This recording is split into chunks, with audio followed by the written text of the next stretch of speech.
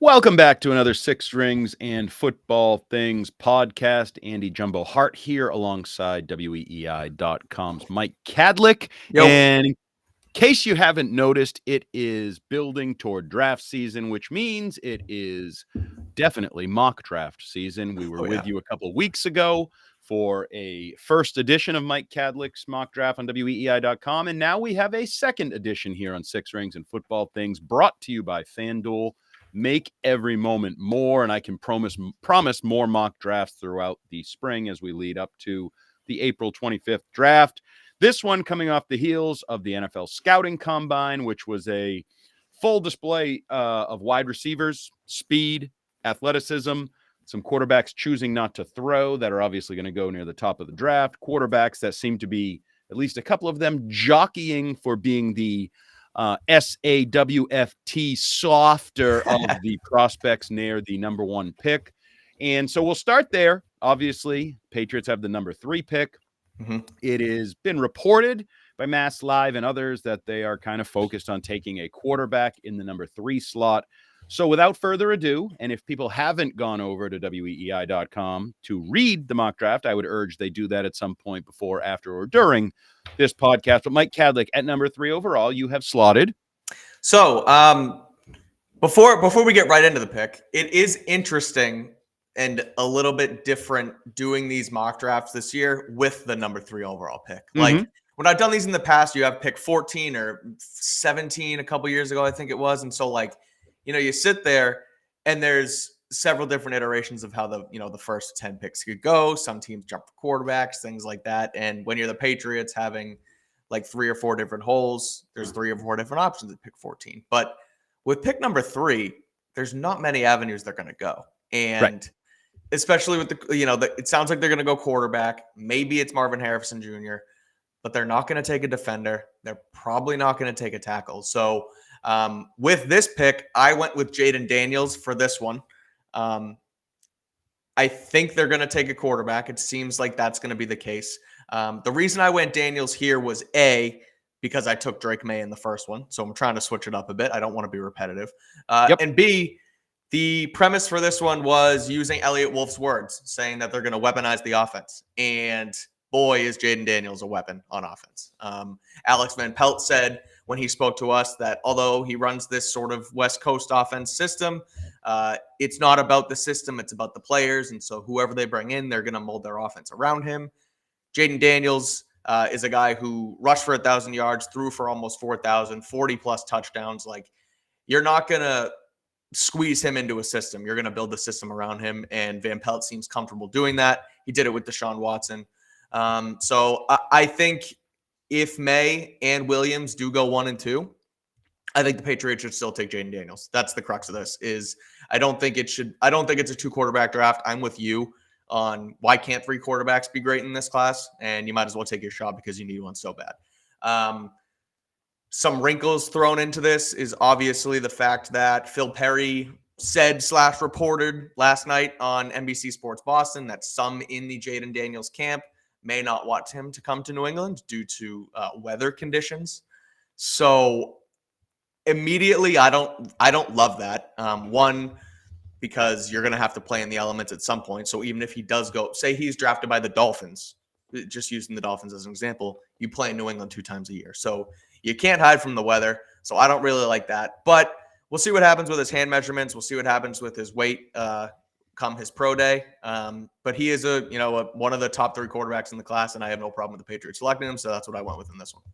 So I have 2 reactions to the Phil Perry comment/report.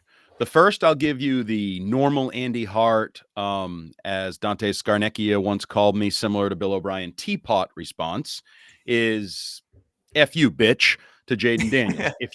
If you can't play in the weather, don't want to play in the weather, we don't want you here. Sure. I like you less by the day. You couldn't even weigh in at the combine. So Caleb Williams and Jaden Daniels, to me, are looking more and more like divas and less like franchise QBs. And Drake May, who I know didn't throw, but certainly had some swagger comments and certainly seemed to bring some swagger to his meetings with teams, seems to be propping himself up almost by just not being the bitch that is Caleb Williams and Jaden Daniels, if all these reports are true. And that's my second reaction. I don't know what this report means. It could be some slappy PR rep or like part of his marketing team that's just talking at the combine like, yeah, probably wouldn't be ideal if Jaden went to New England. I think he'd prefer to be in warm weather, California, LSU, ASU, kid, blah, blah, blah. Well, you know what? Every quarterback would prefer to be in a dome or prefer to be in a good environment. But as you said, if you're a competitor and you're supposed to be a top 1, 2, or 3 quarterback in this draft, a top 1, 2, or 3 pick, you're expected to lift a franchise no matter what. Adapt, improvise, overcome. Like, you're supposed to be the guy when it hits the fan, everybody looks to you and feels like, we're okay. We got that guy. That's what Patrick Mahomes does. That's what Tom Brady does. That's what Peyton Manning does. That's what Drew Brees does. Manning and Brees did it in domes for the most part. Brady and Mahomes did it outside for the most part, but that's the stability you're supposed to bring. But I'm trying to be more measured and tempered with my reactions. So the F you bitch, I take back and say, until I find out this is really true and he really doesn't want to come to New England, I'm going to just say this is somebody in a ever-growing inner circle, outer circle, big circle of, cohorts and managers and people. So, well, that's the thing too with these circles and camps and guys around you. Not only is it, I mean, I don't know if it's really a new age thing. I feel like people always have their guys and their posses and their people, but the thing that you'll always notice is, well, not always, but it happens, is like the circle and camps and marketers and marketing guys that are around guys when they're in the going into the draft. 3 years later, when they're in the league, they have a completely different circle because people backstab them, people change.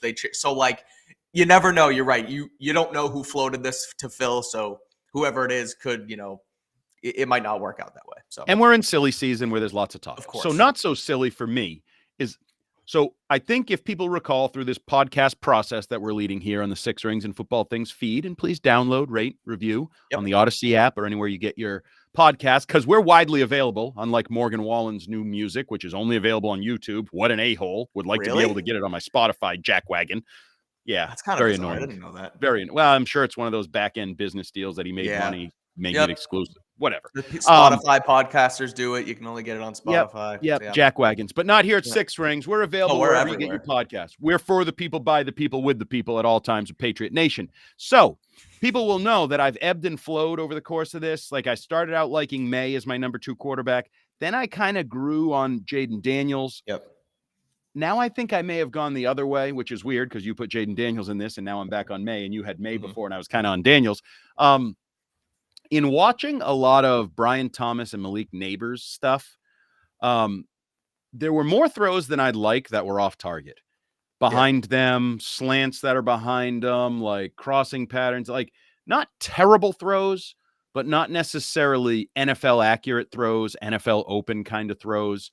And I'm nitpicking. You know how I feel in general. I want one of these 2 quarterbacks, and I think there's a chance one of these 2 quarterbacks in some form or fashion will be a good NFL quarterback with different games, different skill sets. So I'm going to continue to ebb and flow. Hopefully at some point I'll align with your mock draft, not be opposite your mock draft when you put a quarterback to the Patriots, because beggars can't be choosers, and I want a quarterback at the Patriots. Okay, so I think I am team Drake May right now. I think I think May's ahead of Daniels, which is why in this mock draft I have Caleb Williams, then Drake May to Washington. Jaden Daniels is there at 3. You still take him. And I don't want to alarm Jaden Daniels, but if he goes to Washington, it's not I guess, quite the Northeast, but it's not perfect weather. And if Chicago takes him at number 1, it's just as cold, if not colder. So Chicago, Green Bay, or Washington, Philly, and New York, where you play multiple games a year, not to mention whatever blows through Washington at any given point. So whether it's him or some shut the hell up to whoever's in his camp, you're doing damage to his reputation. Anyway, so now we move on to, we've got our franchise quarterback. Oh, we're enjoying night 1 of the draft. We celebrated. We didn't trade back into the first round for anybody. We're stuck, apparently. We're going to be ready to pick early in the second round, and that pick is our guy, A.D. Mitchell, Texas, pass catcher. Yeah. It might be wishful thinking to think that he's there at pick 34. But if he is, they should sprint the card up. This guy had an awesome combine week, coming in at 6'2" as sort of a prototypical X size, maybe a little on the skinnier side at like the low 200s in weight. But to do that and then put up a 4.3, 4.40, third fastest behind his teammate Xavier Worthy and then somebody else I can't remember, Brian Thomas maybe. He had a great week. He showed off his ability to be a number 1 11 touchdown guy while he was at Texas next to Xavier Worthy, and then he comes in the combine and wrecks that too. So I love AD Mitchell. I think we talked about him ad nauseum, me and you yesterday on our Six Rings Wide Receiver podcast, which you should go check out, Odyssey app, YouTube, all that stuff. But for now, I think pairing him with Jaden Daniels in your top 2 picks, that's crucial. You need a wide receiver, especially because if you look at the free agent market now, they're not going to be there. Like Mike Evans goes back, T. Higgins franchise tag. Like the Jaguars just cut one of their cornerbacks. I forget the guy's name, but they're freeing up cap space. They're probably going to try and re-sign Calvin Ridley. Like you need to either trade for a guy or draft a guy for him to be your franchise wide receiver. You're not going to get him in free agency, so draft one at AD Mitchell. If he's there at 34, run it up. And they could and should trade up for him in the back end of the first round if there is a run on wide receivers. So I will be honest, I wasn't like totally aware of AD Mitchell's game coming into the process this winter. No one's going to believe this, fell in love with him in the process prior to him running at the combine, running a 4.34, which can only help his stock. Even though it wasn't as fast as his teammate who's going to be overdrafted because he's not worthy of a first-round pick. But I'm going to hammer that one home. Oh, absolutely. No one beats a dead horse like me. No. Till it's just disintegrated into the dirt below, I will beat that thing. Yep. But I think he's a classic example of, I just see everything. Speed, good size. He's not a big receiver. He's not a small receiver. He's one of those 6'2", middle-of-the-road receivers. He is fast. He makes plays. He, in my opinion, is going to have a better career than he had production at Texas, where, whatever, they had quarterback changes and injuries and different things going on. I just love him and I said this on the podcast yesterday, am I 100% sure he's going to be a all-pro number 1 receiver? Nope. I feel really sure this guy's going to have a really good NFL career. At worst, I see him as a really good number 2. And who you pair that with, how you fill that out, I don't know. And I don't mean a Patriots of the last couple years number 2 where we talk ourselves into so-and-so's a number 2. No. I mean guy can play number 2 receiver on any team and is probably a 1 on the bottom 10 receiver. Jalen Waddle, T. Higgins type of guy. Yes. I mean, that's high end, but I get your point. Well, the T. Higgins, they're not the same player.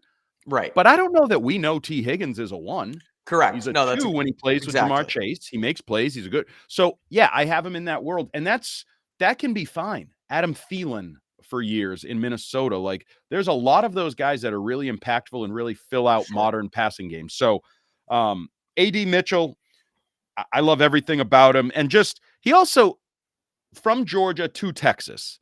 And, that tells you what athletic profile world he's living in. When you transfer from Georgia to Texas, you're a high-end college football talent. Both programs wanted you. Yeah, exactly. Absolutely. So, yeah, I'm all in. Love the pick. And I like him more than some other, Worthy may go higher. Nope. No, thank you.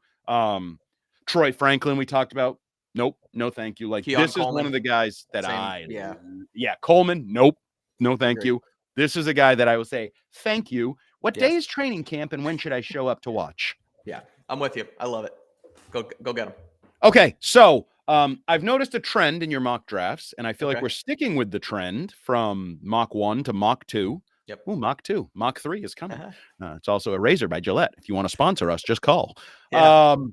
So you seem to be at least open to the idea of making a trade on day 2 of the draft. Proceed. Go ahead. Yeah, we're going to trade back here from pick 68. Earlier in the other one, I believe I traded back from 34. I wanted to pick at 34 in this one because, again, you saw the receivers at the combine week. You need to grab one of those if you can. But when you get to pick 68, I trade back from 68 to 81. That is a 13 pick drop. And then I also pick up an additional 5th round pick with the 146th pick. If you look at the Patriots' history in the draft the last 10 years, and I know that they're changing front office and head coach, and this was run by Bill, but they like to draft anywhere from like 10 to 12 guys. Yep. Right now they have 7 picks. In this mock, I end up taking 8 because I just pick up an additional one. But point being, I want to, pick up some extra capital and, make more picks than just 7. Because again, there's a lot of holes to fill and you want to take chances. You want to throw multiple darts. So move back a bit here at 68. There was a drop off in talent a little bit as I was doing so. So pick up an extra pick and move back 13 spots. And then we get to pick 81, which this might be the one that sort of pisses some people off because we talk about the tent poles, the wide receiver, quarterback, offensive tackle, the things the Patriots need. I went wide receiver, quarterback in the first 2, but I skipped tackle at 81. The reason being is I'm hoping and banking that they end up making a deal with Onwenu and they attack left tackle somehow, some way in free agency. Therefore, it's not an urgent need in the draft. You can get one later. But right now, pick 81, I take Mike Sandristel, cornerback from Michigan, Everett, Massachusetts kid, brings the hometown kid home. A guy who played wide receiver at Michigan originally, was a wide receiver in high school at Everett, went to Michigan as a wide receiver, played pretty well there, then moved over to corner and shined the last 2 seasons with the Wolverines. 6 interceptions this season, 2 pick sixes, 1 interception the season before, 100 tackles over the course of 2 seasons. He's only 5'9", so he's sort of a nickel cornerback, a guy you can play everywhere, all along your defense, and a guy who you could also maybe use in the return game, and heck, maybe use on offense too. I look at him as a jack of all trades player and someone who, depending on the health and how you feel about Marcus Jones, could play that Marcus Jones type role. So I like him as a top 100 pick here. I think he's probably going to, when it's all said and done, he's probably going to get taken earlier than 81. But for now, he was available and I like him here. So there's a lot here. Obviously, the local ties makes it intriguing for a lot of our listeners and local fans of the Patriots, which is a cool story. The versatility, obviously, I'm in favor of something like that in the middle of the draft where it's an athlete. You're not sure exactly what his NFL role is going to be. The height doesn't really bother me because if your guy Christian Gonzalez is who he's supposed to be, you're looking for a 2/3 corner matchup corner. Different. You have your him on one side. Yeah. And the Patriots have never feared shorter corners. So that's just the reality. Also, you have the obligatory, that guy Ty Law they drafted from Michigan worked out pretty well. He's in Canton now. Yeah. So you got a little bit of that. So I don't hate it. I also don't hate the idea. I still have concerns about the cornerback position. Quite honestly, if I'm going to be objective, as much as I like Christian Gonzalez's talent, he's played 3.5 games. Right. And there's a lot of hype around him. Too much. And deservedly so. He's overrated. Nope. Sure. I'm sorry. He's played 3.5 NFL games, and he's now been anointed like a stud #1 corner, and I think he has that potential and that ability. But he did everything he had to do in his first 3.5 games. You got to give him that. Like he quite literally won Defensive Rookie of the Month. He had an interception. Like he did everything he could possibly do, but then he got hurt. So right, but you never had the chance for the book to get out on him for the second round. Like I don't disagree. Right. How many NFL players, if you took their best 3.5 games, would be in the Hall of Fame? Jimmy Garoppolo. Yeah, his first couple games here. I would say Jimmy Garoppolo in multiple places. Yeah, New England and San Francisco. It was shorter in New England. It wasn't that quite first 5 games in San Francisco. It was like, what the hell have we done? Yeah. Yes, and I think you can find receivers, running backs, like just everybody, all positions, and then reality sets in and teams figure you out. So I don't want to be the wet blanket. I just think the hype has gotten a little bit ahead for Gonzalez. But anyway, back to the pick. Love the pick. And I don't mind the corner idea just in that, in a perfect world, maybe you're checking off quarterback, wide receiver, tackle. But I disagree with you in one factor, but agree with you in another factor, I guess. So the idea of delaying the tackle pick a little has grown on me because I think the approach to the position in free agency may be altering. some of the things I'm hearing the price tag on Mike Onwenu is goddamn ridiculous. The number that was thrown out to me by someone informed was $22.5 million a year. So you run the numbers, that would be a 4-year, $90 million contract. That sounds like a lot of money for a right tackle / guard named Mike Onwenu. So, and I do very much believe it has been expressed to me that Tyron Smith has fans in the building. So maybe you're switching gears, and it's not ideal, but now you're signing Tyron Smith to be your left tackle, and you're looking for a right tackle / developmental tackle. So maybe your left tackle of the future gets drafted a little lower, plays right tackle for 2 to 3 years, and then either switches left or we're back in the hunt for a left tackle in a couple of years. But if that's a bigger picture plan, I don't necessarily mind pushing off tackle a little bit in the draft to get a developmental right tackle a little bit later. So let me then throw pick 103 at you, because that's sort of what we have going here. With the 103rd pick, the New England Patriots select Roger Rosengarten, offensive tackle, Washington. So that was nice. That was like when they have like the celebrity come up and do the pick instead of, remember like Willie McGinnis drafted Jimmy Garoppolo and that old guy with the white hair drafted Mac Jones. I forget what it was, but yeah. So Roger Rosengarten, Washington.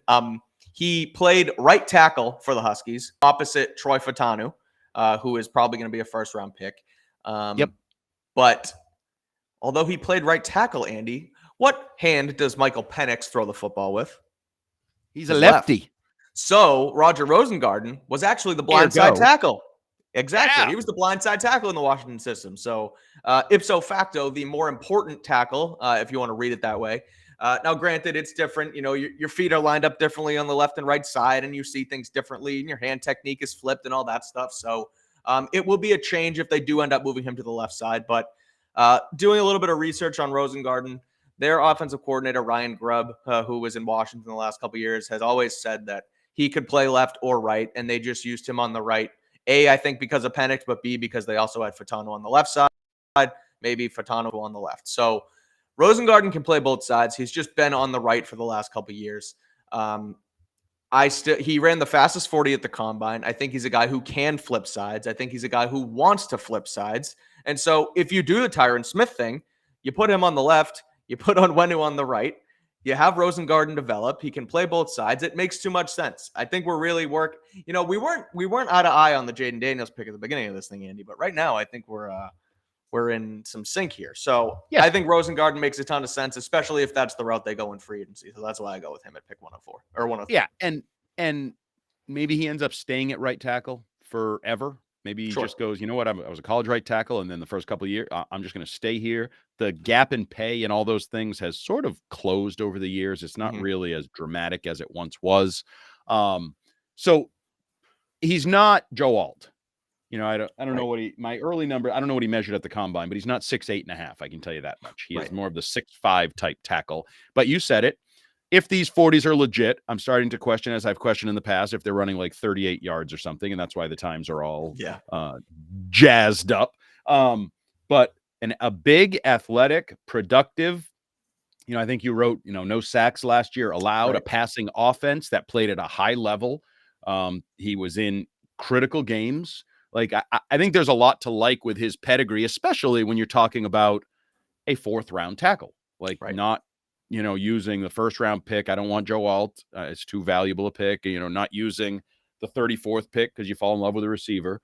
So I like it. I think that's a solid piece of an overall plan that's unfolding, if that includes Tyron Smith at left tackle. Now, if it doesn't include Tyron Smith at left tackle and Mike Onwenu's gone, and you take a 4th-round, not sure what position he plays, tackle, starting to have a lot of questions about the tackle position.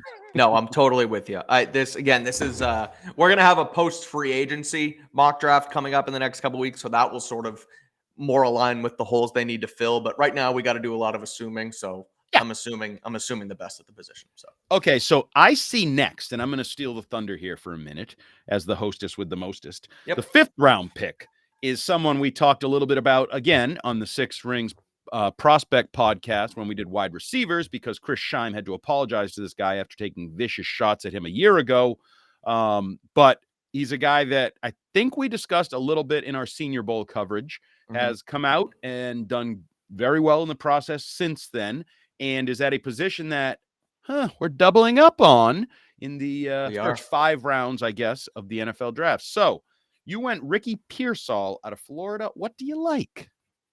I like just about everything with him. I really do. He's got great hands. And I got some pushback on the Twitter machine that he might be here at pick 135, might not be here at pick 135. I don't disagree. I went with the draft machine. And if you really want to here, you could probably flip Pearsall and Rosengarten in their spots, and he's probably going to be there at the 100th pick, and then Rosengarten's going to be here. So take with it what you will. I'm taking Pearsall here. I'm taking him in the 5th round or the end of the 4th round. Insane hands, really good catch radius, good route runner. We mentioned it yesterday. He's always open. Comes in at 6'1", so he's got good size. He had the best 3-cone drill at the combine, so that tells me he can, get in and out of breaks fast. He's not just a straight line runner. His vertical, sky high, 40 inches. So, shifty, athletic, great hands. Pair him with A.D. Mitchell, and that could be your 2 wide receivers for, a long time. And so you need talent. Again, we're weaponizing the offense, like Wolf said. So if he's sitting there at 135 or even at pick 100, I think he's worthy of the pick, unlike Xavier Worthy. And, well done. And you mentioned the 3-cone drill historically has been a critical drill in the assessment of the Patriots. Don't know what Elliot Wolf thinks of that, and maybe that's been devalued or it remains valuable. I don't know. The one thing I will say is I feel like if you get Mitchell and then you get Pearsall and you add him to Demario Douglas, you have now obviously Demario Douglas is sort of a traditional slot receiver, but you don't have necessarily a true makeup of this is our big outside guy. This is I feel like you have a pretty versatile core of receivers that Alex Van Pelt, Ben McAdoo and company could move around, have some fun with. Now, obviously, the rest of the depth chart, I know there's reports they're trying to trade Devontae Parker. Good luck with that. I don't know why anybody would trade for him. Juju in that scenario, I guess, would be back to fulfill his role. Tyquan Thornton's doing pull-ups. That's great. Don't care. But I think this absolutely injects life and potential and non-pigeonholed life. Tyquan Thornton looked like he was going to be a certain thing. He's the speedy, take the top off the defense guy, even though he can't. That's what he was going to be. And Demario Douglas is just a slot, and that's what he's going to be. Whereas I don't really think Mitchell and Pearsall, you can just, oh, no, he's this. No, I think they could be really good receivers that could move around. David Givens, Deion Branch back in the day, a long time ago, dating myself a little bit. But so I like it. I like the double. So I look at, and two, it goes both ways on the prototypical, X receiver, F receiver, Y tight end. I get all that. But if you look at a team like the San Francisco 49ers, one of the best offenses in football, they don't really have an X. They use Debo everywhere. They use Ayuk everywhere. They use Christian McCaffrey everywhere. Now, granted, they're probably going to run we talk about a West Coast-y system here with Van Pelt, and he's used Amari Cooper in the past. They've had a true X, a guy even go back to the Green Bay years and Greg Jennings and those were X, but get guys, get talent and move them where you need to, and you're going to be just fine. Plus, what's the first thing he said in the Patriots.com promo video before we even got a chance to talk to him was you tailor your scheme to your personnel. Right. So exactly. He didn't say, I got to find this. I got to find X. I got to find that. He said, you tailor your scheme to your personnel. So this is where I tend to say, give me good football players. And I think Ricky Pearsall has a chance to be a good football player. Yeah. Okay. So couple picks left in your mock draft. And one of them I really like because it's the 6th round. I have no problem swinging. And I think when you swing, you might as well have upside swing. And I'm not going to pretend I know a whole hell of a lot about Louisville running back Isaac Guerendo. But other than he's big and he can run fast, and I kind of like that combination with a ball in their hands. It's the 6th round pick. It's the 6th round. That's what I mostly have for you too. I wasn't terribly familiar with him either, but he kicked ass at the combine. He was 1st or 2nd and then 4th in a couple of the drills, but fastest 40. He comes in at 6 foot, 220 pounds. So a mammoth of a back who can, run What were you going to say? You were going to interject. Just correct me if I'm wrong, too. He's also a Wisconsin transfer, right? Am I getting the right kid, or is that the Tennessee kid? Which one's the Wisconsin transfer? That I don't know. I don't know if he transferred, but regardless, put up an unbelievable athletic score. He was 9.99 out of 10 on the RAS, which was second all time ever since they've been tracking that thing. A decent season numbers wise, but it kind of reminds me of AD Mitchell in that. Like, you know, it's not the numbers, the stats aren't going to tell you everything. When you look at, you know, how they play, or you watch how they play, and then you look at how they test, and you look at, you know, what they can do and the potential. Like, I think he's a perfect sixth round pick. And then you look at the Patriots running back room right now too. You have Stevenson going into a contract year, and then the only other backs you have are JaMychal Hasty and Kevin Harris. So like, you're going to need to address the room some way, whether they do it in free agency or the draft or both. I'm with you as far as this being a swing for the fences kind of pick, but a guy who, again, 6', 200, and was just a monster and tested out of the room. Like, why not take a chance on him in the 6th round? And he can catch the ball a little bit. He was the guy I was thinking about who transferred from Wisconsin. Okay. Perfect. Wisconsin backs are undefeated. Absolutely. Besides Monty Ball. Had a middling career there, and that's probably why he transferred, whatever, but can catch the ball, can run the ball a little bit.